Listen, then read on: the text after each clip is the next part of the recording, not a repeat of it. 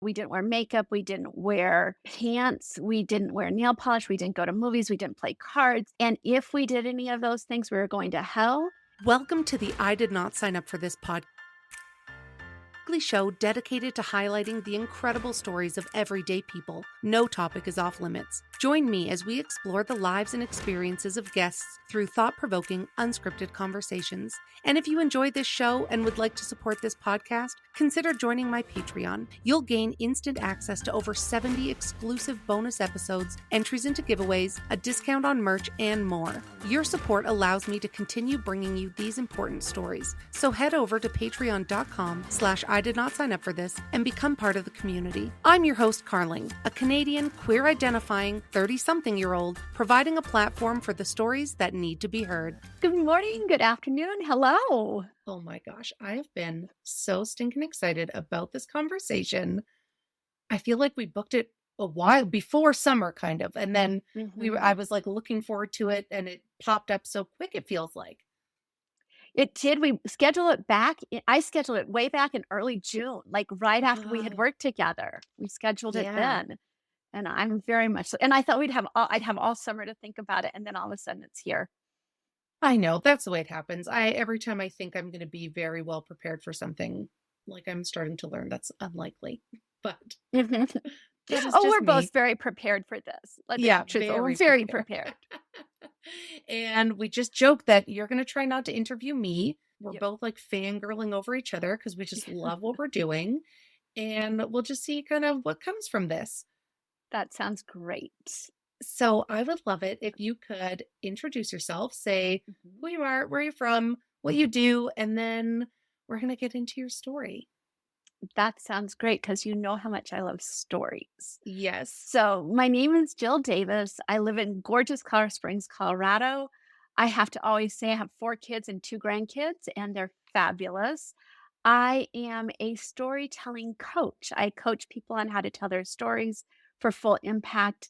And really, who I am in the world is just someone who loves people and who loves the human condition. I met you through the Pride and Joy Foundation because I was so lucky to take the keynote queers, Where- like public speaking, storytelling. And right. yeah, it was such a transformative experience that I'm so grateful Mm. for. And just as a little drop in the bucket there, we will also be doing it in the spring. We do it every spring. So Yes, I we'll come will back around. promote the heck out of it. Yeah, find some people that I think should take it. Thank you. Thank So, your story, we were kind of talking before we hit record about what part of the story, where to start, all this stuff. But I really do think that it starts kind of at your conception or maybe just before. before. And what got you here, I think your story is so incredible and it is why you are who you are and the gift that you bring to this world. So Mm. I think the world needs to hear it. Well, I'm always happy to talk to people about it. It's one of those stories that if I take a step back, Harleen, and really look at it, I'm like, oh my gosh, is that really my life? But I think most of your guests probably feel that way about their stories. But it did start before conception. I was born in 1962. So I'm actually, older than most of your guests, I think. And I love it. I turned 60 this year. It was great. But back in 1957, so way before I was born, my parents lived in a little tiny town called Leadville, Colorado. My mom actually lived in a smaller town called Buena Vista, and they had 3 children. My older brother, who was 8, and he had a different father, and then they had 2 little girls whose name were Gail and Lee. And there was one day, December 3rd, 1957, my mom looked out the window of this little apartment they lived in, and it was at the end of something called the stockade. And it was actually a stockade from the Indian Wars, and they lived on one end, and on the other end was a restaurant and bar. And a trash truck came around the corner and ran over a dishwashing box, one of those great big boxes. He thought it was blowing in the wind. Unfortunately, my sisters were in there, Oh, and they were God. killed instantly. Yes, oh god, and it shaped the DNA of my family, my entire family, even though I wasn't born yet. My dad was in the mines in Leadville, so he was deep underground. It took them about 12 hours to get hold of my dad, get him out of the mines, get him down to the hospital, and the girls had already been declared dead. It sounds really shocking. I've heard this story my whole life. However, I didn't even actually know I had sisters like that until I was 10. The girls were born died December 3rd, 1957. My older sister was born on December 3rd, 1958. Crazy. Was the mindset because they done having kids? Do you know? They said they were done after the girls were, the Gail and Lee were born. They always said their family was complete. And my parents were not religious at that time. When the girls died, religion became their coping technique. So Mhm. they believed that my older sister, who was born on December 3rd, was God's answer to taking away their children. So she had a dang it, I wouldn't want to be her, Yeah, that's right? heavy. That's heavy to have to come into the world to replace two children. And Yeah. then 20 months after that, I had another sister who's older than I am, and she was the second. So they had their two replacement girls. And then I came along 2 years after that, and I was a girl, and they wanted a boy, and they had asked God for a boy. And instead, I came along, which is honestly, though, how I got my name. So I was supposed to be Jack. And my older sister said, well, since she can't be a Jack, let's just name her Jill. And there we go. Wow. Your parents found religion once their Mhm, 2 kids died, and mhm. so by the time you came along, you were born into a religious family? Into what is, we consider it's called Pentecostal. So I was raised Pentecostal, and so my greatest fear growing up was that I would be painting my nail polishes with a girlfriend, like, hiding it, and then the rapture would happen and I wouldn't go to heaven. It's a very terrible way to grow up. There's lots of Like, fears in what? there. Yeah. That's Mhm. awful. Did you know from the get-go that you were wanted as a boy? It was, there's family lore. Every family of origin has family lore, family myth.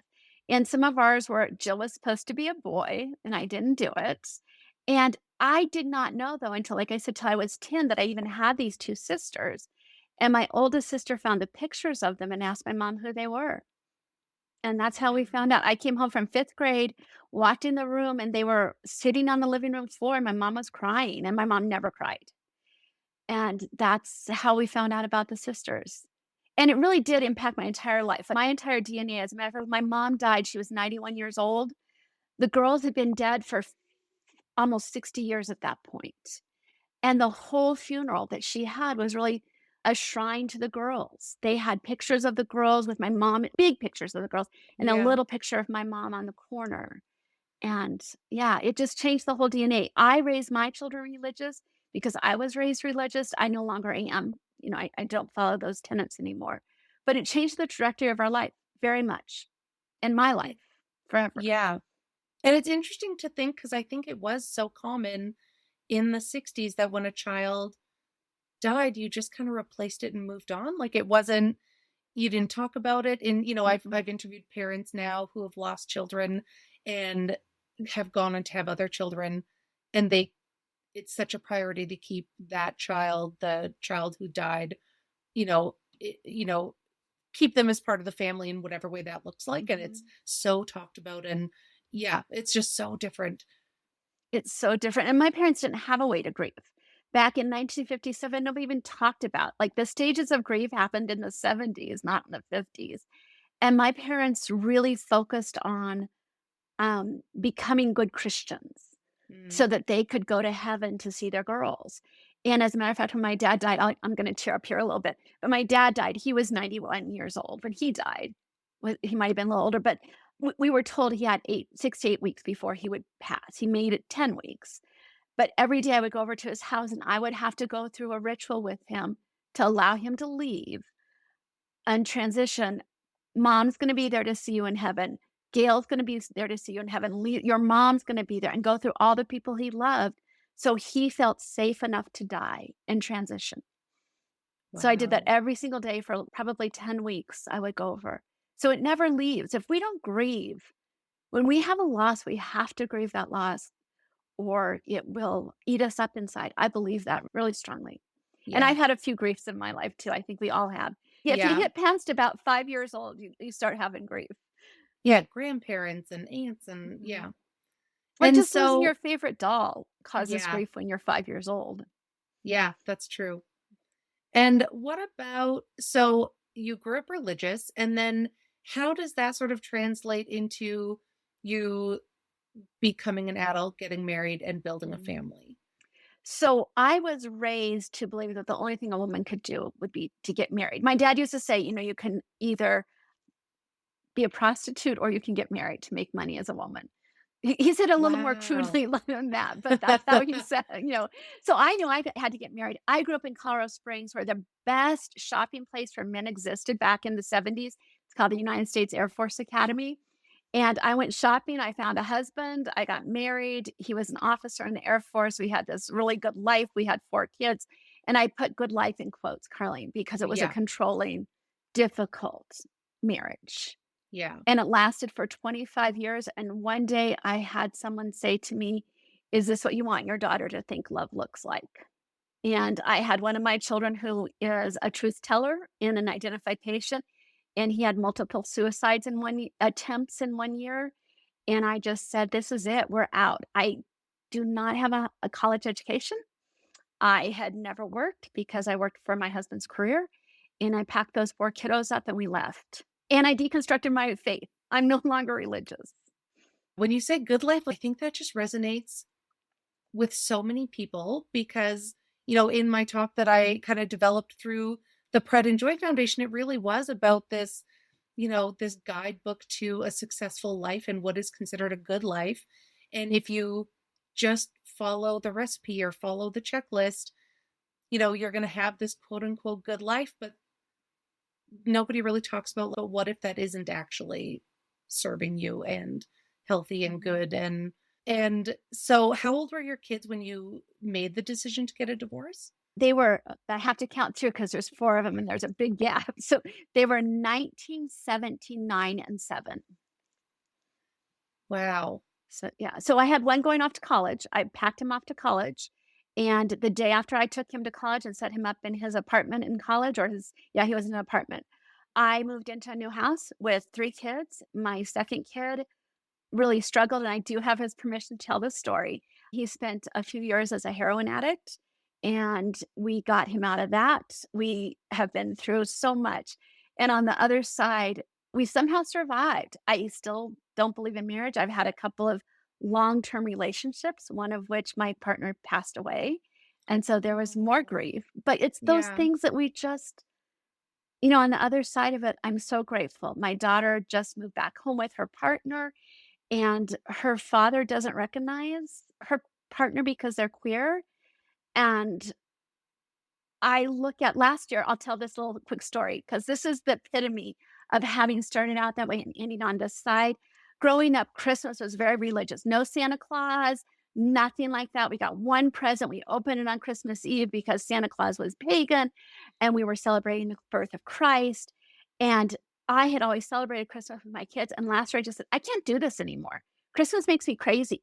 There's too many expectations. There's too much religiosity wrapped in it." And we celebrated solstice. And Carlene, it was Oh, the most fun ever. And we had a great time, and my little granddaughter, who was 10, said, "I just wanna do solstice every year." And so we are gonna celebrate solstice. We don't do it with lots of gifts, we do it with lots of love. And I sat there last year with, I don't know, 12 human beings that started from my body really. And they were all laughing and happy and talking to each other, and I thought, "This is something I would never have gotten if I had stayed in the life that I signed up for." yeah. And to Yeah. watch them grow and be able to really and my oldest son always tells me, "Mom, thanks for breaking the generational curses." Yeah. I mean, it really does carry generation to Mhm. generation. And It when does. you left, was it an amicable divorce or Mm. No, as a matter of fact, my lawyer told me, and he's a very good lawyer. It was a 15-year divorce. It took me 90 Oh my days to go god. through the process. We were through it in 90 days. I'm like, "Oh my god, I can't believe he just let me out so easily. This doesn't make sense." My divorce was final in October of 2007, 2006. Yeah, and then one of those 2. And then the following January started 15 years of ongoing high conflict issues. It finally ended in 2021, was the last thing that he had anything left of to come after me with. 150,000 on my side of the divorce.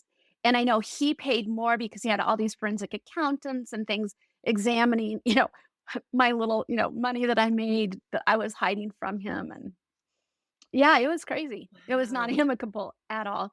Um, not at all. And was he I mean, he must have been happy to stay married because, like, he had a wife at home and he was doing the things that yeah, I mean, I think Mhm. men in those situations always fare best because it favors them. Oh, that's just so hard. My hope is that the younger generations aren't being conditioned that way, but I was conditioned that way. And I even went to officer spouses school to learn how to be a good spouse. I taught officer spouses school. So What I does was a that mean? Like, how do you become a good officer spouse? how oh, one of the things is you always sleep next to the phone. So when they get a call in the middle of the night, you answer it first to give them time to wake up and get into their professional voice. Right. You support everything, you go to all the events, you do everything. Oh, I can't even begin to tell you all the stuff I did. I would have parties for about 50 to 75 people 3 out of 4 weeks when he was a commanding officer. Thankfully, there was a woman back in the '80s who said, "This isn't fair that we give our lives to the military and get nothing out of it." So what I did get is I got 4 great kids, but I also got guaranteed medical care, which in America is a big hit, in US is a big deal. Yeah. So I have military coverage for the rest of my life, and I got a portion of his retirement. That's mandated by Congress. That's how it used to be when I got divorced. It's no longer that way. But yes, he was shocked. I'd been telling him for 3 years, "I can't do this anymore." When I finally filed for divorce, he didn't know it was that bad. He had no idea. Oof. Yeah, it's Yeah. crazy. Like, life is Yeah. crazy when we look back at it. In the middle of it, I was in survival. I got to the other side through a lot of work, Yeah. and my hope is that hopefully my children's lives are better and their generations are better because I fought through it. I know my life as a woman is better because the women who went before me to fight for women's rights Yeah. is better. So I hope it's the same for my children when it comes to their relationships. Yeah. I think divorce is so important for kids to see because if a marriage isn't working, they should see the resolution of it, hopefully not high Mhm. conflict. But I think like I what's worse is seeing an unhappy marriage endure just for the sake of staying married. Because I think, yeah, I use only language of if you choose to get married, if you decide to have kids, because it's not part of the, I don't know, guidebook anymore in my world anyway. I I refuse to love that. When we were working on your presentation, you introduced that. I thought that's so powerful to change it from when you get married, when you have a boyfriend, when you have a girlfriend, when you have kids, and to look at it as if you do. And yeah, I always tell my children, although most of them have gotten married, I'm like, please don't get married because you're not marrying the partner. You're creating a legal contract. yeah, And I was a business coach for years, and we never did legal contracts in a business partnership without an exit strategy. But when we get married, there's no exit strategy. There's yeah, just none. And we need to have that if we get married. The thing that made me anybody that you talk to who's been through a divorce, it's a layering of things that make you come to that point and that mhm, conclusion. I do believe the final straw for me was like I'd been in therapy, I'd been working on this relationship, trying to figure it out. My parents were married for almost 60 years, and I do believe they loved each other in a very difficult way. And I went to go congratulate my mom. They were married almost 6 years when my mom passed. And I went to go congratulate her on her 55th anniversary, and she looked at me and said, "Congratulations for what, 55 years of hell on earth?" And I just thought, I can't do this another day. I was married 25 years, and I thought, "I do not want to live my life out hell on earth." And it yeah, still struggles. I mean, there's been no money, and my kids are like, "Okay, what can we sell in the house so we can go buy a prom dress?" But I would give that any day for the large amounts of money I had when I was married. Financial security I had was not worth the emotional insecurity. yeah. And were you still Pentecostal at the time of divorce? I wanna say no, but it's so ingrained in you. So we weren't attending a Pentecostal church, we were attending Methodist churches. But we had also attended non-denominational churches, and those have they're all rooted in, just because I have to talk like a feminist, they're all rooted in the patriarchy, right? Yeah. The man makes the decisions for everything. And so, yes, we were in that kind of church. And as a matter of fact, my kids were in their children's program when I separated from my husband and, filed for divorce. So I didn't go to church with him anymore because that would have been weird. But the Yeah. kids had this whole program at the end of the school year, and I was dying to go see it, and they wanted me to come see it. So I went back to this church I'd been attending for several years, but had left, came back. And when I got there, I am not kidding you, not one person would speak to me. They turned their faces from me and would not speak to me. And when I asked them why, they said, "Well, your husband said that we shouldn't because that would just be encouraging your bad behavior. So we needed to do what he said." So that was the last time I ever went to church. And now I call myself a pagan, witchy feminist. And that really is, I believe in something greater than myself. And my children, I have one who's a rocket scientist. He believes in science, and that's great. And then I have another one who's a Celtic witch, and he believes in the Celtic world. And another one believes in technology. And we just all do what works for us because, in the end, that's really what counts. We don't try to put it on anybody else. We just believe what we believe that gets us through our days. That's amazing. And is your ex-husband still religious? I'm taking a deep breath here. I believe he still attends church. Right. Mhm. And do your children still have a relationship with him? I'm going to answer this very carefully because, and I do have permission, but they will always have a relationship. They have his genetic matter, so they'll always have that relationship. But there are two of them that are no contact with him, and the Mhm. other two have very limited contact with him. I feel badly for him, but I also know he chose it. His behavior chose it. My children's dad is in his 60s. He is a psychologist. He has had Ugh, enough time to recognize that boundaries mean boundaries, and yeah, I sometimes find myself putting on my empathy hat when I really should put on my boundary hat. We were but talking earlier that all we have really is what's right in front of us. That's what we yeah, got. this is your whole life is just if you haven't written a book, you should write a book. I But did write a book. did you? It's not very good though, so I don't talk Oh, about it much. okay. You should rewrite Yeah. another book with maybe a ghostwriter or with more knowledge now. Yeah. Well, the book I wrote was about weight loss because I lost 135 pounds when I got divorced. So I wrote a book about weight loss, and I thought I was being super body positive, and looking back 8 years, not so much. So my TEDx talk is more about really what I wish the book had been about. So maybe I will Right. write another book. Carlene, thank you for that invitation. I may just do that. I just think you do the best you can with what you know. And then when you know better, you do better. Do better. So it probably was Mhm. written from a place of, at the time, body positivity. But it is interesting that you sort of, yeah, let go of the problematic marriage and belief system and deconstructing religion and then literally shed weight of of that heaviness. Yeah. And the reason I carried so much weight was sexuality. I wasn't allowed to be a sexual person in my marriage. And so I had to, I chose to deal with it with food. And I also, Yeah. of course, couldn't drink, which would have been more fun, or do anything else.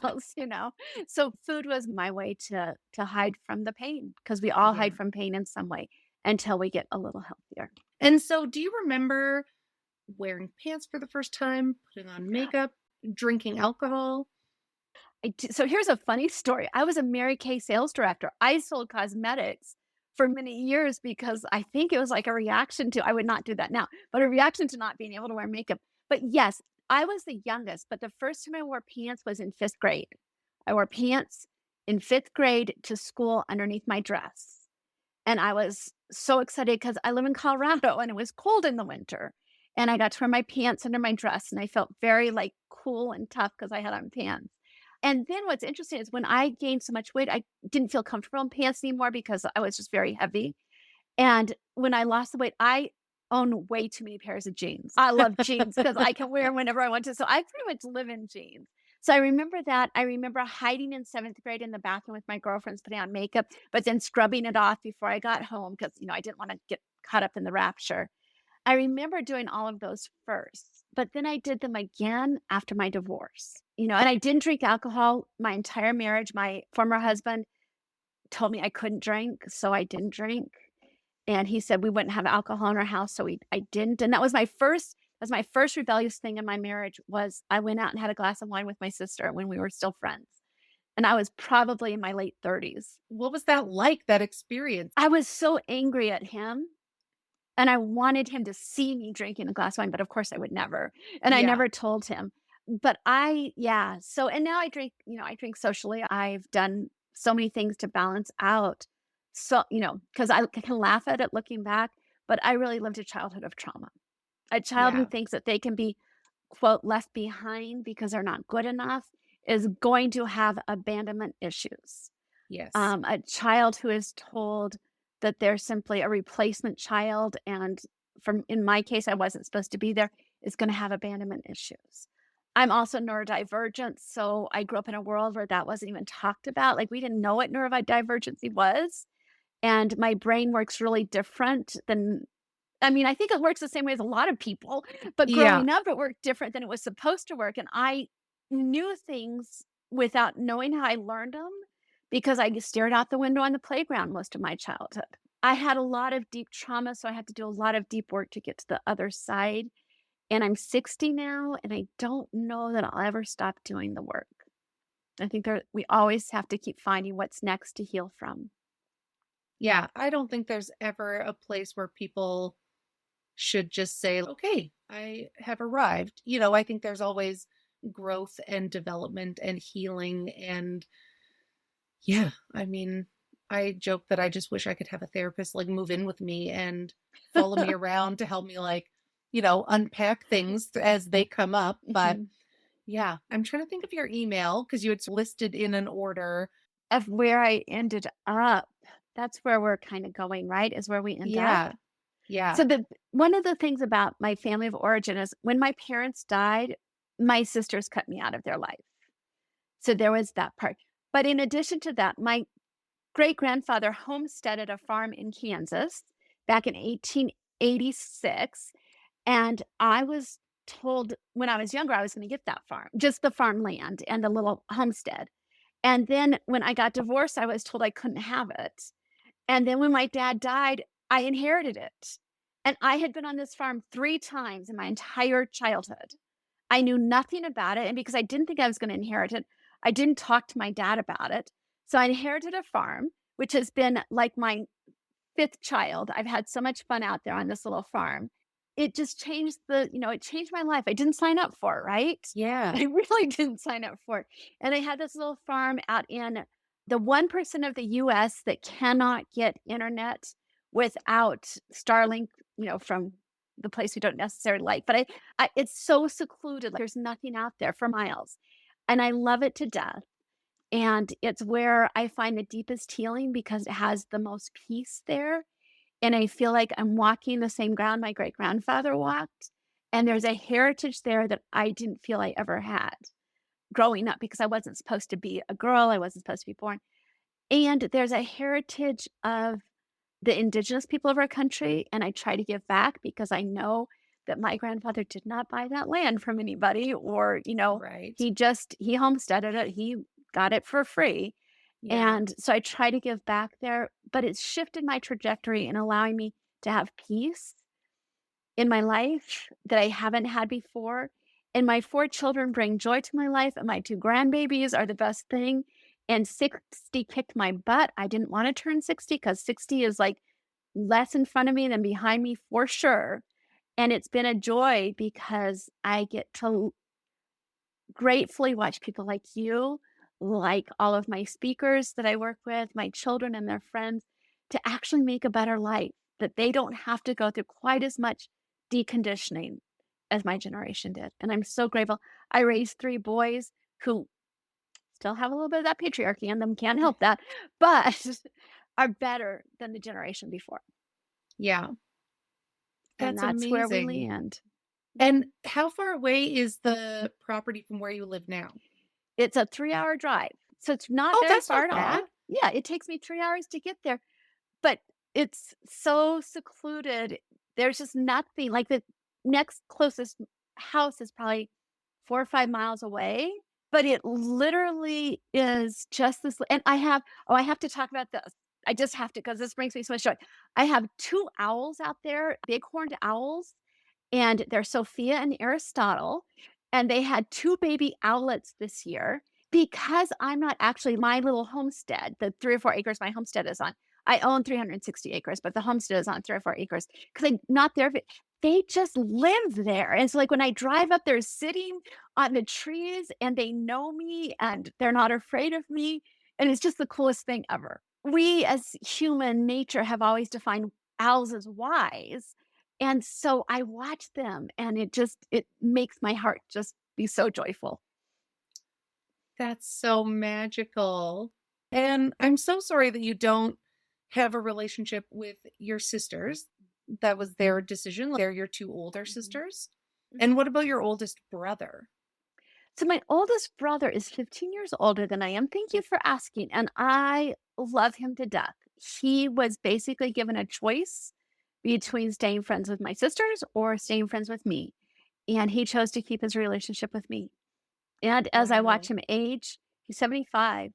I think he's 75. Yeah, he'll be 76. As I watch him age, I know that I'll be the one and he's not married.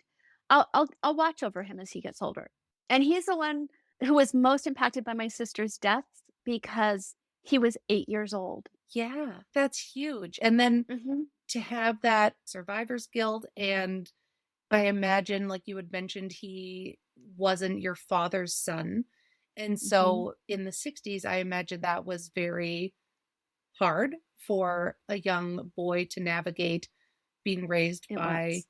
a stepfather. It was very hard. So I just have so much respect for my brother, and he told me one time recently that nobody ever told him the girls were dead. They just said they weren't coming back. And so till he was like 15 or 16, he kept thinking they were gonna come back and he'd find them someday. Oh, And he was never told they were dead. He didn't get to go to the service. And then my parents, in a reaction to having the children pass, they became foster parents. And so we had children in and out of our house all the time. And some of them the same age as my brother, some of them different. Yeah, he had a rough life. My life was traumatic, but I got the cushioning of being a girl, so I didn't have to do right. all the hard stuff, but I also got the patriarchy. So, we do what we do, but yeah, it was hard for him. And I do Yeah. have a relationship with him, and I love my big brother to death. Oh, that's so nice. Are you comfortable to say, do you know why your sisters stopped having a relationship with you? That's such a good question. You're very good at this. Um, so what happened is up until I got divorced, I was a very obedient, very good girl, and I did everything I was told by anybody. And that neurodivergency too, like I never really understood all the rules in the world. So if somebody told me I had to do something, I believed them it was true. And my sisters treated me that way. And Mm, especially my oldest sister, because we worked together and I just kind of did whatever she told me to do. And I thought she would be really excited about the freedom I would have when I got divorced. She thought I was just going to become her spouse, basically, and yeah. do all this stuff for her because we had a business together and we had a foundation in Ethiopia together. And I was just going to do all these things for her. And I'm like, oh, wait a second. I'm 44 and free and I'm cute and there's men and let's go have fun. And she didn't approve of that. And so they have a story, that saying you're a villain in someone's story? I'm the Yes. villain in their story. They think I was a very bad sister, I was a bad daughter, I didn't take care of my parents well enough. They didn't happen to notice I was raising 4 kids on my own, and I did spend a lot of time with my parents. Yeah, so that's why they're estranged. They just really I disappointed them, and they both have their own traumas, and I think about how hard my life was as being the neglected child or the forgotten child. They were where all of the trauma was focused. So I get that's who they are. I get that's where they are. And I choose to stay very separate from them because of some of the cruelty that I experienced at their hands.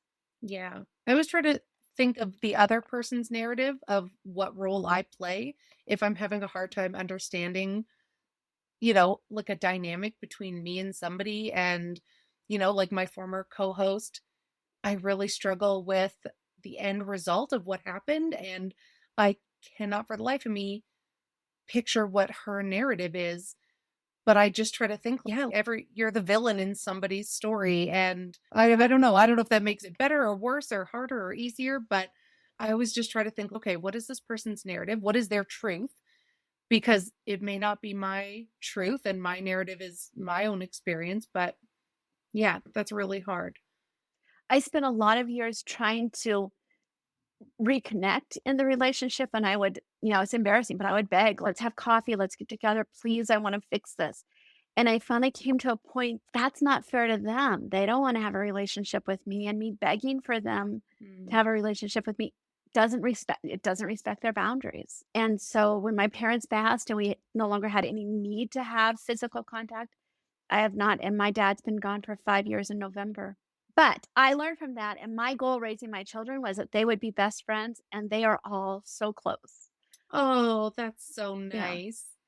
And I think it's also important as a mom, I have told my children, if there comes a time where who I am is toxic to you, you need to leave because your health is more important than my toxic behavior. And so my kids know that. And I hope that if it were ever to happen, I would respect that. It could be for whatever reason. I don't know. I can't think of one right now because, but I always tell them that because I don't want them to have that. And I know for me, I have family of choice. I Mhm. have chosen, they're my soul family. They're the people I do life with. And Yeah. doing life with somebody is what makes them family. So you didn't go to college. You're just this stay-at-home, dutiful wife, mother, and Mhm. I read that you were all in our emails back and forth, you also homeschooled your kids. And I so did. you ended up putting your kids into school, your younger ones? Horrors, horrors of horrors. They went to public school. How Yeah. awful. And thankfully, my older 2 don't hold it against me that I didn't send them to public schools. They're both very happy, and they're both like, "Mom, that was the life we were given, and we're Yeah. good with it." And my 2 younger ones both went to public school. I enrolled them when they were in 1st and 4th grade into public schools. And my oldest, or it's the oldest of that group, went from having some learning disabilities to graduating as valedictorian of his class, and he is my little Amazing. rocket scientist. Yeah, I'm like literally, he's a rocket scientist. And then my youngest one is I don't even know how to put into words what she is. But a social justice, I don't wanna say soldier because she's not a soldier, but she fights for social justice like nobody I've ever seen. She That's has since she was a amazing. tiny little girl. They're all, you know, they have their difficulties, but they've come through, and I did home educate, but one of the things I wanted to teach them was critical thinking, and they all think critically. And in our family, it's a joke. I believe every family of origin has currency. What is the currency that makes you succeed in your family? And I have a friend who their currency is how funny can you be? In our family, it's how can you prove that using the Socratic method? So we Mm. have to have proof. When we have arguments about philosophy over the dinner table, you have to be able to prove why your argument has validity to it. And so that's our currency is, we have philosophical, deep, crazy, heated philosophical conversations. So, but what about you? So did you go back to school? What does that look like? Yes, so I did so I never wanna degrade this. I did have a little bit of spousal support and a little bit of child support, but not enough to keep the lights on. So, I did anything I could think of. I was a Mary Kay consultant director. I earned free cars, I did the whole thing. So, I sold a lot of makeup, and then when that felt so wrong on my soul, I couldn't do it anymore, I became a coach, and I ran my own business. I never worked a normal job until my kids were in college, and I worked 2 years for a real estate company, and I do not do 9 to 5 well, it just about killed me. And so I came back and chose to shift my coaching from life and business coaching to speaker coaching, which is my passion. It's where I live in what I call, Gay Hendricks calls the zone of genius. It's my favorite place to be. And it keeps the lights on. And it supports a silly farm in Kansas. And how did you discover this passion and skill for not only sharing your own story, but I think it takes a really incredible person to be able to hear somebody's story and help them shape it to also become, a storyteller. So I started coaching speakers without knowing I was coaching speakers when I'm still married to the military because I would help people explain why they were a military spouse and why they loved it and why it was important to keep that tradition going. And so I started that way. And then after my divorce, what I realized, Colleen, was I did have money because I came from some money. I had money. I knew how to educate myself and had a really strong support system. And I thought, if I have those three things and it was this hard, what do people who don't have those? What do they do? So I started doing motivational speaking and I spoke a lot about how we overcame so many odds. And I don't say me, I say we because the children did it with me. And then I did that for a long time. And when COVID hit, I had been doing some speaker coaching for TEDx. And then COVID hit and I couldn't do motivational speaking anymore. And I started just doing a lot of speaker coaching. And I'm so much better at helping other people tell their stories. It's so much more comfortable. And since I have that gift, I just think that people's stories change the world. I really Mhm. believe that so strongly. Your story changed my life. It impacted me. I never use the word win anymore, ever. I'm very conscious. And if it comes out of my life, I'm like, I meant if you do that. It's just your story, and then that ripples all around, right? And I only have one story to tell, but if I can help everybody else tell their stories, think of how many lives are being impacted by those stories.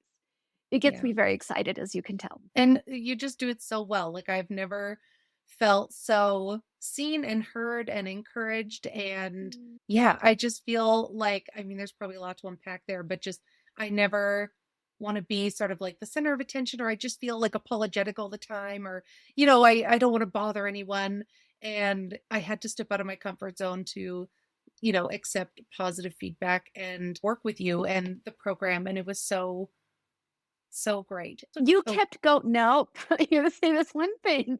You kept going even when it was hard, Carly. There were yeah. moments where you're like, "I could feel it, like, I just don't wanna do this." And you just kept going, and you reached out even when it was hard. And your story, if I know it's out there in the podcast world someplace on the Keynote Queers or on the Pride and Joy, someplace in there.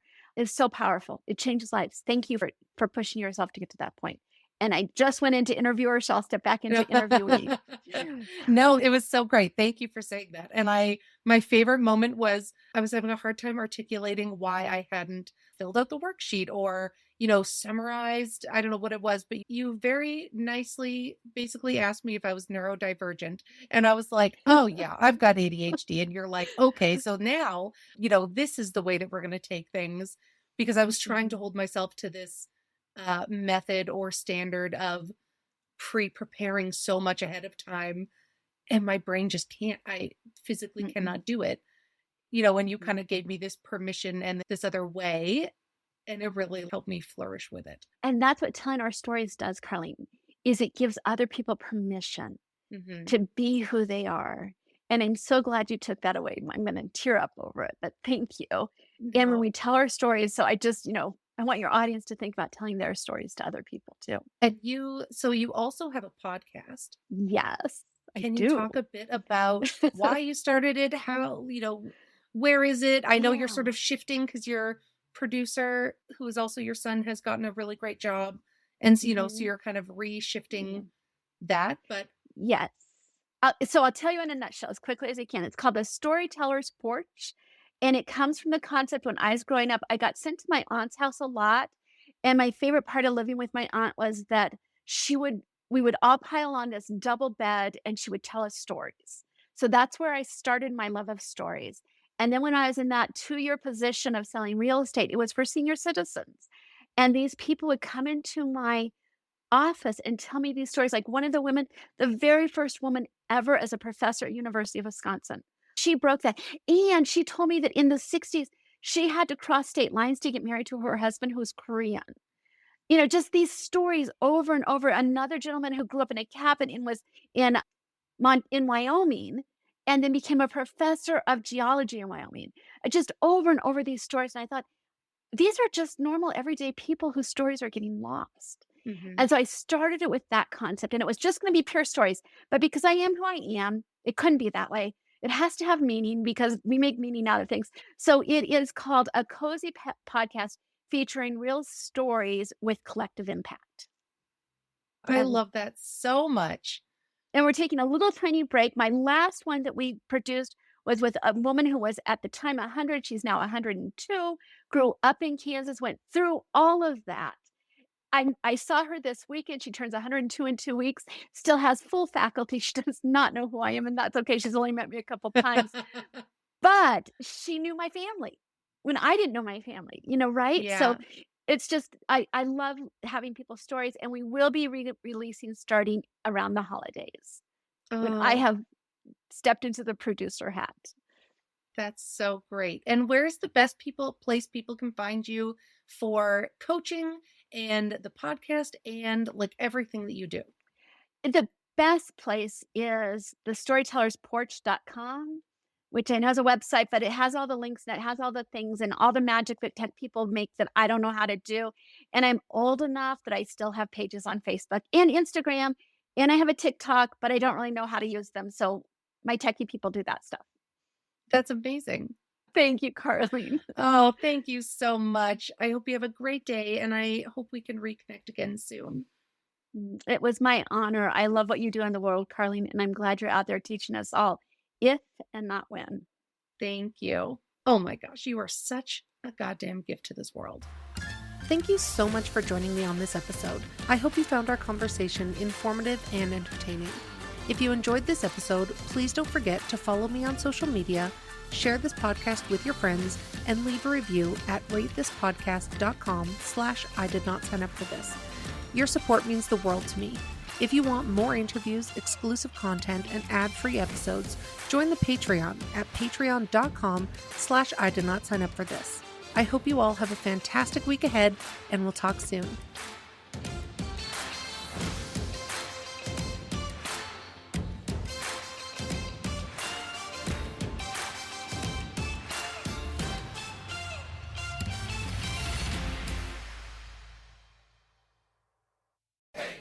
Hey there! Welcome to Seventh Heaven, a lesbian recap. I'm Lindsay, and I'm joined by my co-host and real-life partner, Carling. We're diving into the 90s hit drama through today's lens. Get ready for our off-the-cuff commentary and peeling back the layers of the Camden family. We'll tackle everything from family rules, life lessons, and 90s fashion. Join us every week for a lighthearted queer perspective and a trip down memory lane. Whether you're a diehard fan or new to the show, this recap is for you. So find us anywhere you get your podcasts at Seventh Heaven, a lesbian recap. Today, we discuss Miro.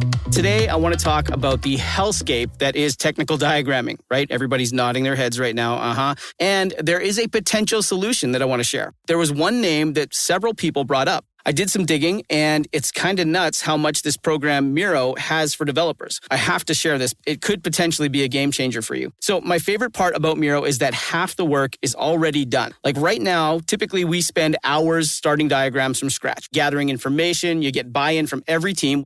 That's a lot of work to do. But Miro has a full set of integrations with the tools you're probably already using. And they also offer open APIs and SDKs for custom solutions for all those niche diagramming use cases we have to do, right? So the end result is the same, but it doesn't take forever. It's a massive, massive time saver. I'm transforming basic flowcharts and network architectures, and it all lives in one place. So are you using Miro? Have you used it? I want to hear. That's Miro.com.